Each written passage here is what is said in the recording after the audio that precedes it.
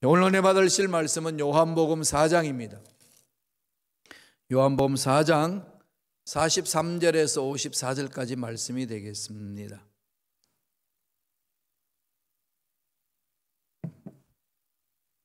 요한복음 4장 43절에서 54절까지 말씀 다 같이 합독하시겠습니다. 이틀이 지나며 예수께서 거기를 떠나 갈릴리로 가시며 친히 증언하시기를 선지자가 고향에서는 높임을 받지 못한다 하시고 갈릴리에 이르심에 갈릴리인들이 그를 영접하니 이는 자기들도 명절에 갔다가 예수께서 명절 중 예루살렘에서 하신 모든 일을 보았음이더라.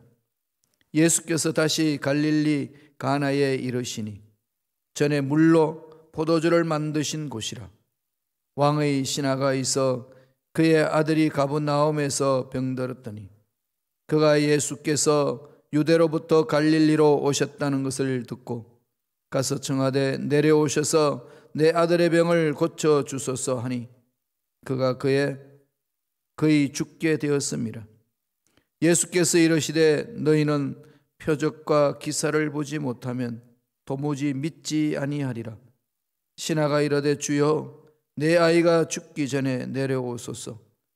예수께서 이르시되 가라 내 아들이 살아있다 하시니 그 사람이 예수께서 하신 말씀을 믿고 가더니 내려가는 길에서 그의 종들이 오다가 만나서 아이가 살아있다 하거늘 그 낫기 시작한 때를 물은즉 어제 7시에 열기가 다 떨어졌나이다 하는지라. 그의 아버지가 예수께서 내 아들이 살아있다 말씀하신 그때인 줄 알고 자기와 그 온 집안이 다 믿으니라.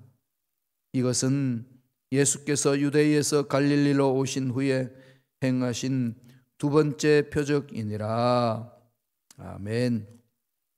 이 말씀으로 가버나움의 기적이라는 제목으로 은혜 말씀을 나누겠습니다. 가나의 혼인잔치 때 물로 포도주를 바꾸는 참 아차레의 하나님 그 능력을 이렇게 체험을 했습니다. 그리고 예수님은 사마리아로 가면서 수가성에 있는 여인을 만나서 복음을 전합니다. 그리고 다시 이 가나로 돌아오십니다. 돌아오셔가지고 그 속에서 하나님의 위대한 역사를 일으키십니다. 그때 만난 사람의 왕의 신하예요. 왕의 신하가 주님께 와가지고 주님의 소문을 듣고 왔습니다. 요청을 하는 거죠. 내 아들이 병들었습니다. 가버나움에서 아들이 지금 집이 있는데 그게 아들이 지금 병들어서 죽게 됐다는 거죠. 가나까지 왔어요. 갈릴리 가나까지. 거리가 얼마나 떨어졌을까요? 35km가 떨어져 있는 그 가나까지 옵니다. 가버나움에서 가나까지, 가나에서 가버나움까지가 35km나 떨어졌습니다. 거기 와서 좀 내려오셔서 아들 고쳐달라는 겁니다. 그때 뭐 자동차 있는 것도 아니고 걸어서 다니는 것, 마차를 타고 다녀도 한참 가야 되는 그 거리 아니겠습니까? 그때 주님이 뭐라고 그러시나요? 아주 냉소적으로 또 말씀하죠. 너희들은 기사와 표적을 보지 않고는 믿지 않는 자들이다. 그때 왕의 신하가 내 아들이 다 죽게 되었습니다. 제발 내려오셔서 고쳐주소서. 그랬더니 그 아버지의 신앙 고백을 들으시고 내 아들이 살았다. 가라. 그래서 그 말씀을 믿고 갔어요. 가다가 중간에 자기 종을 만납니다. 그래서 종이 그럽니다. 주인어른 아들이 살아났습니다. 언제 살아났냐? 어저께 저녁 때 살아났습니다. 그랬더니 그 시간을 보니까 예수님이 그 왕의 신하에게 내 아들이 살았다. 그때 아들이 열에서 노임을 받고 회복됐다는 것을 깨달았습니다. 와, 참으로 메시아시다. 병든 자를 치유하시는, 죽은 자도 살리시는 메시아만 하실 수 있는 그 권세 있는 삶을 사는, 그것을 그냥 자기 아들을 통해서 체험을 했습니다. 그래서 온 집안이 다 예수를 믿었더라. 그러면서 이 땅에 예수님이 오셔서 공생이 시작하면서 기적적인 사건을 일으키신 두 번째 얘기다. 그렇게 요한은 기록합니다. 가버나움에서 일어난 기적인데 예수님은 가나에 있습니다. 신하의 아들은 병들어서 죽게 되는데 가버나움에서 죽어가고 있습니다. 35km나 떨어져 있습니다. 거리가 그렇게 떨어져 있는 상황 속에서 예수님은 치유합니다. 뭘 말씀할까요? 무슨 메시지를 우리에게 들려주는 거지요? 거리를 초월해서. 이것은 창세기 1장 1절에 이미 말씀하신 거죠. 창세기 1장 1절에 선언적으로 선포하잖아요. 뭐라고 선포하죠? 태초에 무슨 얘기죠? 하나님께서 천지를 창조하시니라. 천지, 하늘과 땅, 하나님은 공간을 창조하셨다. 그죠? 하나님은 피조물의 모든 이 공간을 창조하셨다. 그러니까 하나님이 이 공간 세계의 주인이신 거죠. 우리 인간적으로 봤을 때에 시간적으로 또 거리상으로서는 떨어져 있지만은 하나님은 그 모든 공간의 주인이에요. 그죠? 공간의 주인이시니까 그 공간의 주인이신 하나님이 아무리 거리가 멀리 떨어져 있다 한다 할지라도 다스리시는 거죠. 그분이 우리가 믿는 예수 그리스도이시고 하나님 아버지십니다. 삼일체 하나님, 성부 하나님, 성자 하나님, 성령 하나님의 놀라운 역동적인 역사 아니겠습니까? 그래서 오늘은 공간을 지배하시는 하나님의 능력, 그 기적을 말씀을 통해서 살펴보고자 합니다. 우리 일상생활 속에서도 서로 떨어져 있지만은, 친인척이 한국에 있고 또 자녀들이 저 멀리 나가 있지만은, 공간을 초월해서 역사하신 하나님의 능력은 믿음의 능력 안에서, 믿음을 통하여서 교류가 있다는 거죠. 기적이 있습니다. 언제 어디서나 우리들은 그 일을 할 수가 있는 거죠. 그래서 우리가 처음에 봤을 때의 아차레 하나님의 그 능력이 또 빠레 하나님의 능력이 어떤 것인지를 봅니다. 빠라는 뭐라고 그랬죠? 무에서 유를 창조하신 하나님 천지를 창조하셨다 빠라 그러잖아요. 하나님이 땅의 흙으로 사람을 빚어서 아차라 그러시잖아요. 있는 것에서 창조하시, 새롭게 생명을 불어넣으시고 없는 것도 있게 하신 하나님의 능력, 그 하나님을 잊지 말기를 바랍니다. 이런 기적을 통해서 하나님 우리 주시는 메시지 있습니다. 세 가지로 우리에게 말씀하고 있습니다. 첫째로 무슨 말씀을 주시나요? 먼저 아버지의 마음을 가지라는 거죠. 아버지의 마음을 가지라. 말씀을 먼저 볼까요? 요한복음 4장 46절 47절입니다. 다 같이 읽겠습니다. 예수께서 다시 갈릴리 가나에 이르시니 전에 물로 포도주로 만드신 곳이라 왕의 신하가 있어 그 아들이 가버나움에서 병들었더니 그가 예수께서 유대로부터 갈릴리에 오심을 듣고 가서 청하되 내려오셔서 내 아들의 병을 고쳐주소서 하니 저가 거의 죽게 되었습니다. 자식이 아픈 거예요. 자식이 아프면은 부모의 마음은 어떠죠? 찢어지는 거죠. 차라리 내가 아팠으면 좋겠다. 이게 부모들의 마음이잖아요. 자식을 가져본 부모는 다 그러지요. 그러니까 35km가 떨어져 있는 그 거리로 그냥 손살같이 찾아온 거 아니겠습니까? 그 당시의 거리 어마어마한 거리입니다.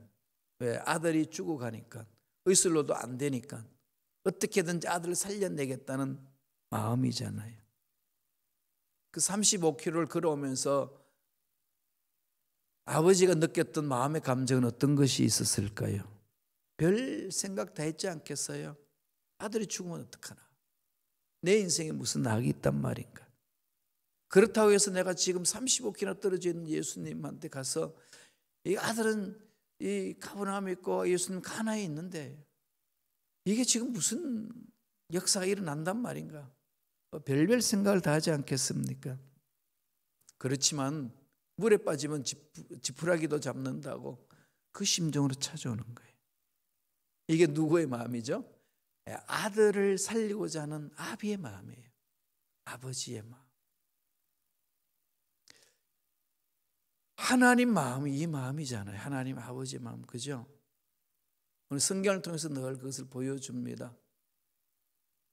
에녹이 모드셀라를 놓고 300년간 하나님과 동행했다고 그랬습니다. 그리고 모드셀라는 969세까지 살았습니다. 거의 1000년을 살았죠. 무슨 일이 있었나요? 모드셀라를 낳을 때에 에녹은 하나님과 동행했더라. 모드셀라 이름에 모드셀라가 누군지 볼 때 알 수 있는 거죠. 모드셀라는 이 아들이 죽는 날에 하나님이 심판을 보낸다, 이 뜻이에요. 그걸 계시로 듣는 거죠. 그리고 에녹은 늘 모드셀라의 삶을 봅니다. 어떤 심판으로 어떻게 올는지 아무도 모르잖아요. 우리는 홍수 심판으로 알지만 그 당시에는 몰랐어요. 300년간 동행했다고 그랬어요. 매 순간 모드셀라를 본 거죠. 그런데 모드셀라는 더 살았지요. 969세까지. 모드셀라가 죽는 날에 노아의 홍수가 왔습니다. 왜 그렇게 오래 살게 했을까요? 죄가 관영했지만은 하나님은 한 사람이라도 더 살리고 싶은 마음으로 심판이 있기 전에 더 삶을 살아내기 위해서, 사람들을 살려내기 위하여 하나님은 기다리신 거죠. 969년이나 기다리신 겁니다. 하나님의 사랑의 마음이에요. 예수님이 오신다고 말씀하시고 천국으로 가셨는데 천사들이 그랬어요. 오신 그대로 다시 오신다. 올라간 본 그대로 다시 오신다. 그래 곧 오신다고 말씀하시던 주님 아직 2000년 동안 오시지 않습니다. 뭘 말할까요? 하나님은 이 주님 재림을 계속 지금 유보하시잖아요. 무엇 때문에? 우리를 너무 사랑하셔서 살리시려고. 정말로 영원히 사는 우리들에게 이 지상에서 사는 삶이 결정이 된다면 이 삶을 보다 더 하나님 뜻대로 살아낼 수 있을 때까지 기다려주시는 거예요. 아버지 마음은 그렇습니다. 여기에 우리가 신앙생활을 어떻게 해야 되는지를 우리는 찾을 수 있습니다. 아버지 마음을 가져야 돼요. 하나님의 아버지 마음을 우리에게 주시옵소서. 이 마음이 있어야 가정도 살고 자녀도 살고 교회 공동체도 살고 주위의 환경, 주위의 사람들에게 만남 공동체도 회복되는 겁니다. 하나님 우리를 향한 사랑은 그렇습니다. 바울이 이것을 잘 설명합니다. 로마서 볼까요? 로마서 8장 32절입니다. 로마서 8장 32절 다 같이 읽겠습니다. 자기 아들을 아끼지 아니하시고 우리 모든 사람을 위하여 내어주신 이가 어찌 그 아들과 함께 모든 것을 우리에게 은사로 주지 아니하시겠느냐. 하나님 아버지 마음은 그런 거예요. 가장 귀한 걸 다 주셨는데 예수 그리스도의 생명보다 더 귀한 게 이 세상에 어디 있단 말인가. 가장 귀한 거 다 주셨는데 이게 하나님 뜻대로 살고자 몸부림치는 하나님 자녀들에게 뭐가 아깝다고 안 주시겠뇨. 아버지 마음은 그런 마음이라는 거죠.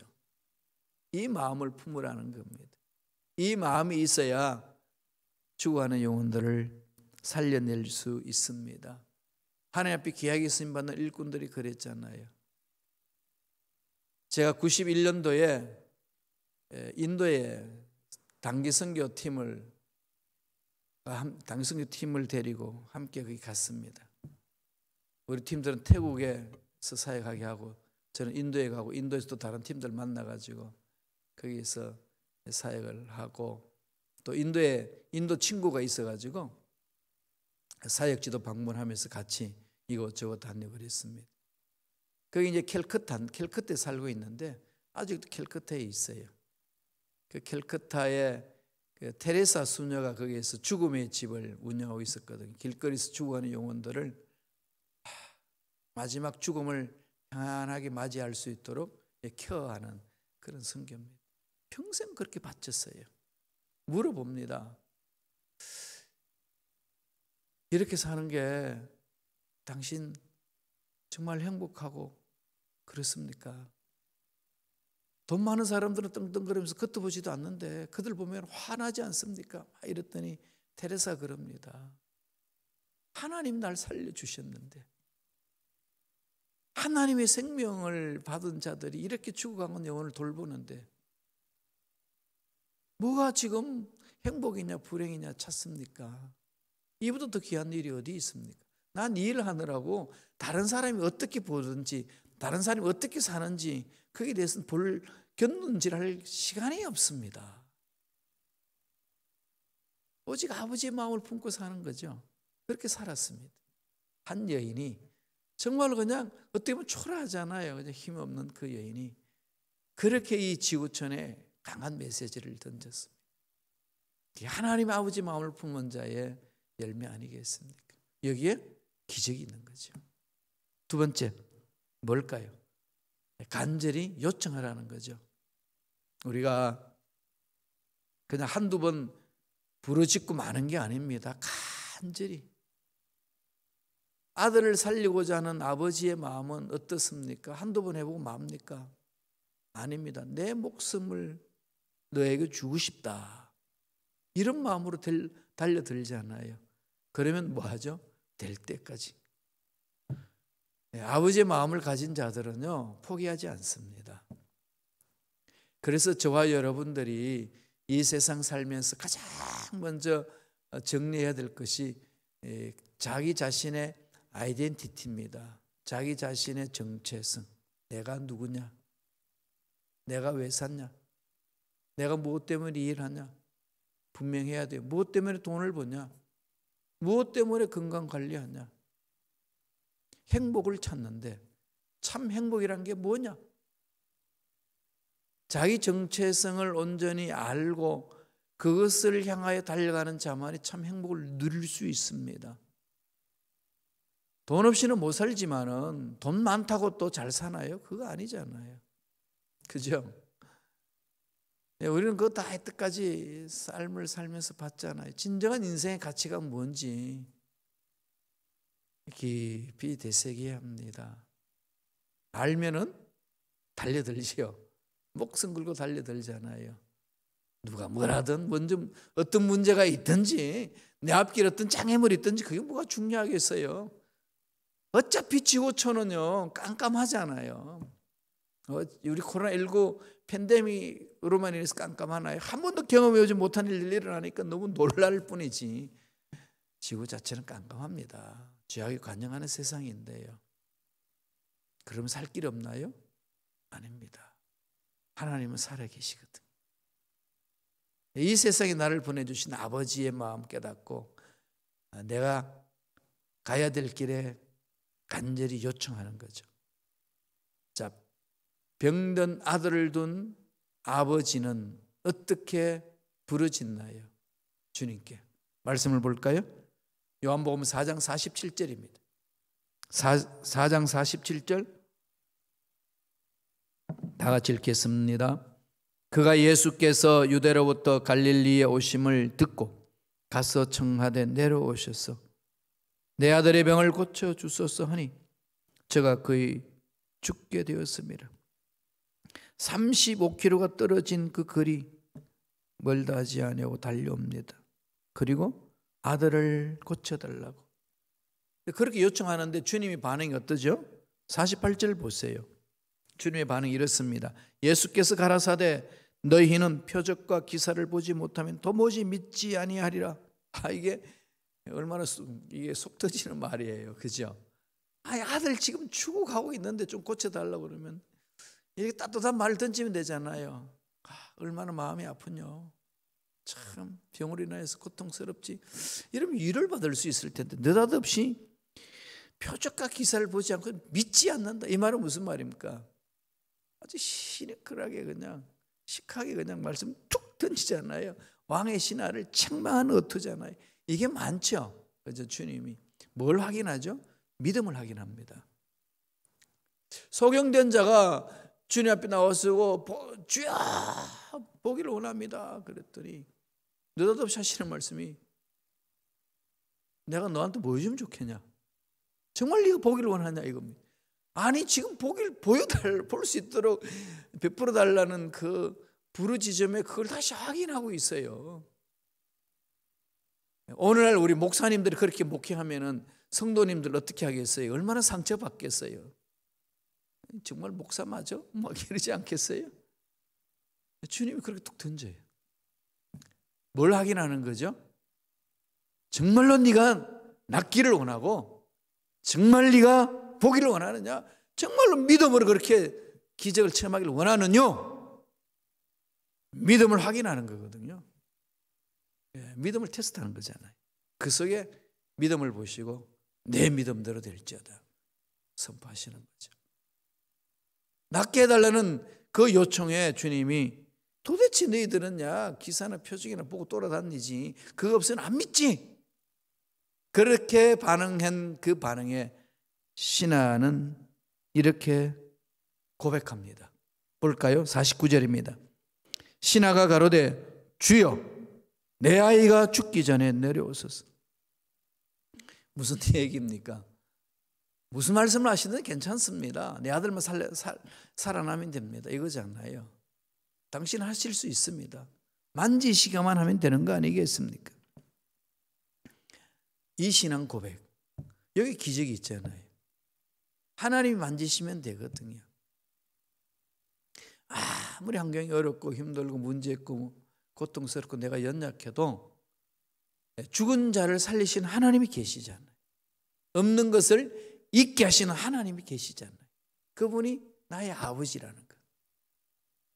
바라의 하나님, 아차레의 하나님, 무에서 유를 창조하신 하나님, 죽은 생명도 살려내시고 생명을 불어넣으신 하나님. 그 하나님을 우리가 신뢰하면서 하나님이 만져주시면 이 문제 해결됩니다. 이거죠. 그래서 어떻게 해야 되겠습니까? 다 아는 말씀이에요. 그죠? 간절히, 지속적으로 응답받을 때까지, 해결될 때까지 매달리세요. 피곤하다, 힘들다, 시간 없다, 바쁘다, 다 쓸데없는 핑계거리입니다. 그 말 하지 마시고 매달리세요. 그만이 살 길입니다. 바울이 에베소 교인들에게 이렇게 편지를 썼습니다. 에베소서 6장 18절입니다. 다 같이 읽겠습니다. 모든 기도와 간구로 하되 무시로 성령 안에서 기도하고 이를 위하여 깨어 구하기를 항상 힘쓰며 성령 안에서 기도하고 무시로 집중하는 거죠. 하나님을 향해 집중하며 달려가는 자에게 하나님은 그 약속을 이루시는 거죠. 기적을 주시는 거죠. 마지막 세 번째, 이 가버나움의 기적을 통해서 우리에게 주시는 교훈이 뭘까요? 우리는 무엇을 붙들고 가야 되나요? 세 번째로 약속의 말씀에 절대적인 믿음을 가지라. 이거죠. 약속의 말씀에 목숨을 걸라는 겁니다. 저도 요새 많이 이렇게 깊은 생각 속에 빠져요. 우리 교회 공동체가 참 우리 성도님들이 이 어려운 상황 속에서도 열심히 신앙생활하고 집에 성경 읽고 기도하고 또 헌금생활도 하고 이래가지고요. 그 교회가 그렇게 하나님의 은혜 안에서 든든히 서가고 있습니다. 물론 우리가 이 재정 예산액에 비해서 결산을 해보니까 70%밖에 달성하지 못했어요. 30%가 마이너스였습니다. 치명적인 거죠. 그러니까 덜컥 이렇게 마음속에 뭐가요? 쿵 내려가는 거, 덜컥 겁이 나는 어떤 그런 현상이 있잖아요. 이게 이렇게 계속 쭉 지속이 되면은 교회 공동체로 세울 수 없는 어려움에 빠질 수 있는, 이대로 그냥 팬데믹 쭉 가버리면 어떻게 되겠어요? 계속 더 그렇게 쌓이지 않겠어요? 60%, 90%, 100% 이게 그냥 이렇게 주저앉을 수밖에 없는 상황이 주어질 수 있는 거죠. 네, 그러니까 사람들이 다 덜컥 겁이 날 수 있죠.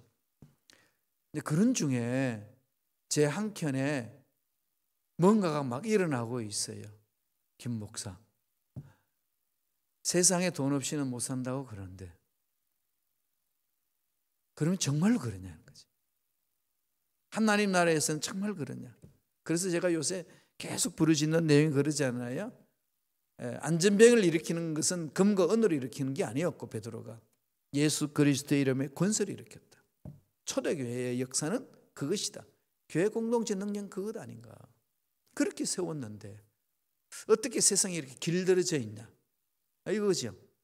하나님의 권세, 하나님의 능력이, 하나님의 은혜가 임하지 않는 것에 대해서는 얼마나 네가 가슴에 철렁 내려앉고 그런 어떤 두려움이 있어서 몸부림친 적이 있느뇨, 이런 외침이었어요. 여러분 어떠신가요? 이 미국 땅에서 돈 없이 살 수 없는 우리의 일상인데 그 속에서는 불안함을 느끼는데 왜 하나님 능력이 없을 때 가슴이 철렁 내려앉고 오히려 막 두렵고 이런 건 없을까요? 왜?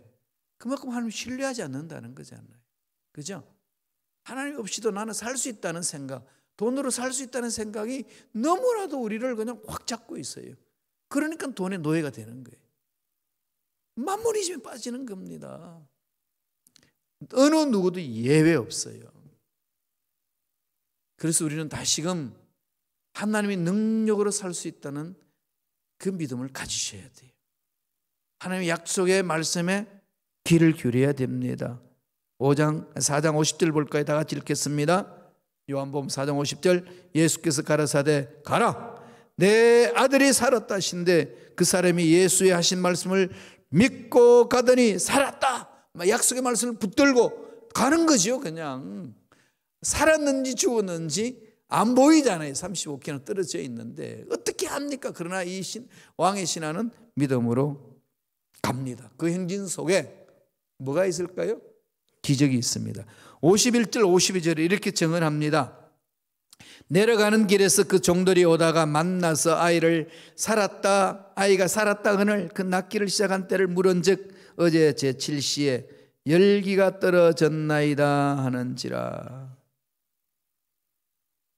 기적이 일어나는 거죠. 공간을 초월해서 기적이 일어납니다. 하나님의 역사는 이렇게 일이 일어나는 거지요. 이 능력을 2021년 체험하시길 바랍니다. 문제 앞에 떨지 마시고 광야 앞에 떨지 마시고 이 기적을 맛보시길 바랍니다. 기도하겠습니다. 하나님, 오늘도 생명을 주시고 말씀 주시고 은혜로 함께하여 주셔서 공간을 초월하여 역사하신 하나님의 기적을 체험할 수 있도록 길을 열어주시니 감사합니다. 믿고 갑니다. 우리들도 이 가버나움에서 일어난 기적을 체험할 수 있도록 역사하여 주옵소서. 은혜에 감사하여 예물 드립니다. 드린 손길 기억해 주시고 좋은 일들만 일어나게 축복하여 주옵소서. 감사하고 예수님의 이름으로 축복하며 기도드리옵나이다. 아멘.